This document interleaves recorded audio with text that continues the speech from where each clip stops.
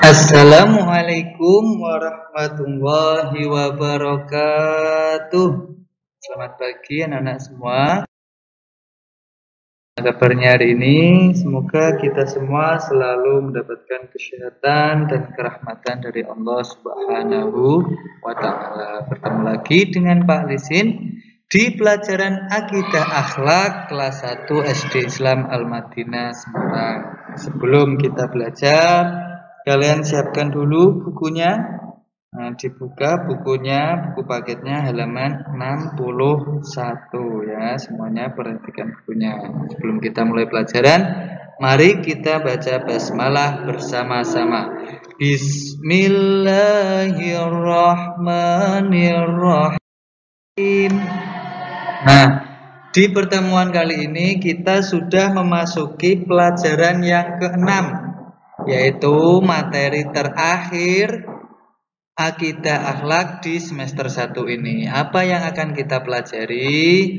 Yang akan kita pelajari yaitu tentang menghindari akhlak tercela.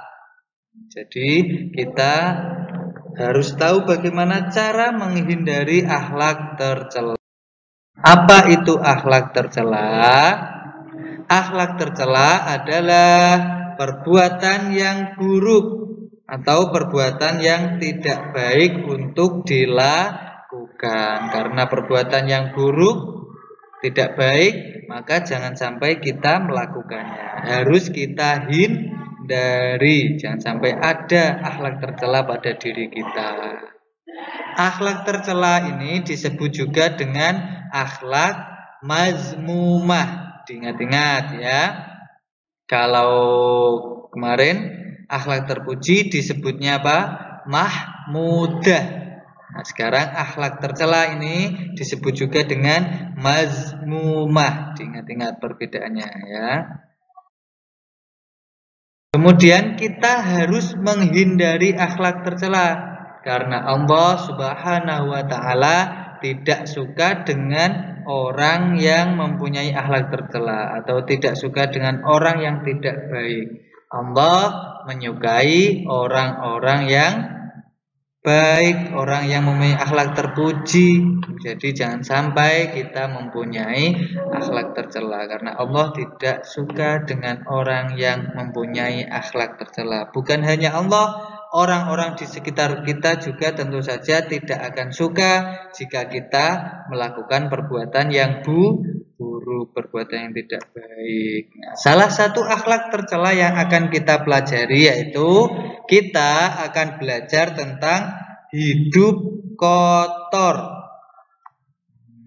Jangan sampai kita mempunyai perilaku hidup kotor. Apa itu hidup kotor?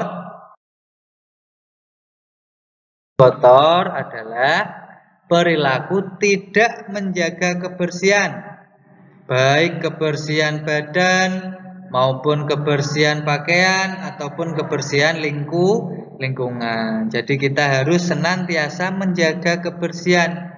Kebersihan badan kita jaga dengan cara mandi. Kebersihan pakaian kita jaga dengan cara dicuci, dijemur, terlebih lagi disetrika, dikasih minyak wangi. Kebersihan lingkungan juga, rumah kita sapu, kita pel, halaman kita sapu, kita bersihkan, selokan, jangan sampai ada air yang mampet. Semuanya kita jaga kebersihannya, maka kita tidak akan menjadi orang yang berperilaku hidup kotor dengan cara menjaga kebersihan ya.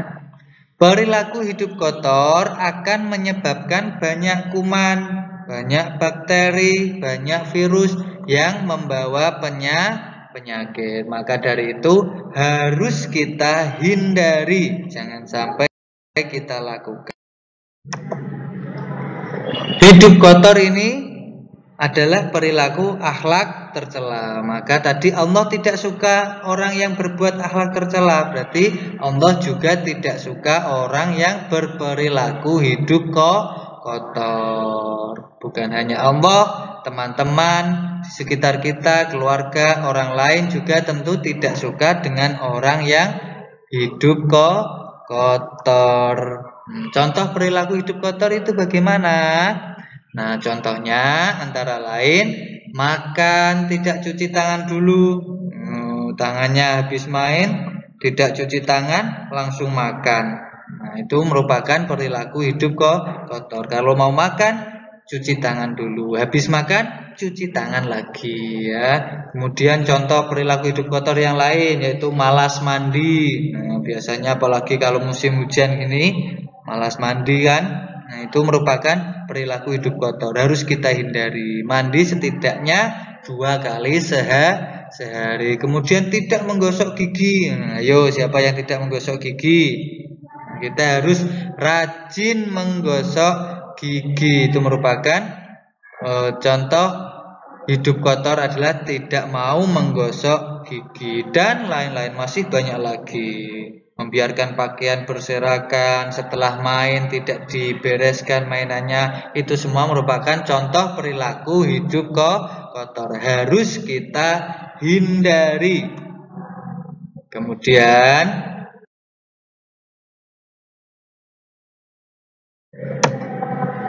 jika kita berperilaku hidup kotor, maka teman-teman akan menjauhi kita. Karena apa?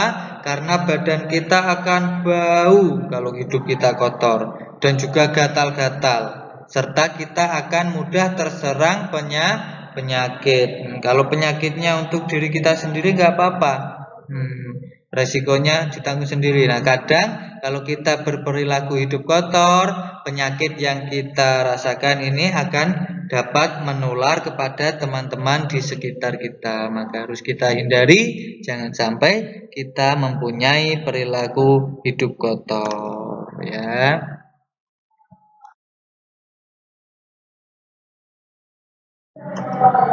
Untuk menghindari hidup kotor itu bagaimana, Pak? Cara menghindari hidup kotor yaitu kita harus senantiasa membiasakan hidup bersih. Jadi hidup kotor dilawan atau dihindari dengan cara hidup bersih. Kemarin kita sudah mempelajari materi tentang hidup bersih, kebiasaan hidup bersih yang sudah kita pelajari apa saja. Nah, contohnya mandi 2 kali sehari. Kalau kita sudah mandi, berarti kita sudah menjaga kebersihan badan. Kita terhindar dari perilaku hidup kotor. Menggosok gigi, jangan lupa. Memakai pakaian yang bersih. Jangan pakaian yang kemarin belum dicuci, dipakai lagi. Jangan sampai ya. Kemudian menyapu rumah dan halaman. Merupakan kebersihan lingkungan. Harus kita jaga juga agar kita terhindar dari perilaku hidup kotor. Membuang sampah pada tempatnya. Nah, ini jangan sampai kita habis jajan, habis makan, kita asal buang sampah sembarangan. Jangan sampai ya. Bapak ingatkan sekali lagi, kalau membuang sampah pada tempat sampah dan juga di tempat sampah yang masih kosong, jangan tempat sampah yang sudah penuh, diisi lagi lah, nanti numpuk jatuh kotor lagi halamannya. Kemudian memotong kuku juga jangan lupa, itu termasuk kebiasaan hidup bersih. Kalau kebiasaan hidup bersih ini kita lakukan, maka kita akan terhindar dari hidup kotor dan lain-lain. Masih banyak lagi kebiasaan hidup bersih. Menempatkan pakaian kotor pada tempatnya, mencuci tangan sebelum makan, sesudah makan, mencuci kaki sebelum tidur, dan masih banyak lagi kebiasaan hidup bersih yang lain. Harus kita lakukan, harus kita biasakan untuk menghindari perilaku hidup kotor. Adalah materi tentang akhlak tercela hidup kotor, yang mana akhlak tercela harus kita hindari karena akhlak tercela adalah akhlak yang tidak baik, akhlak yang buruk, perbuatan yang buruk, maka harus kita hindari, yaitu kita harus menghindari perilaku hidup kotor. Demikian yang dapat Bapak sampaikan. Semoga bermanfaat. Tetap semangat belajar di rumah. Nakhtatim bihamdillah.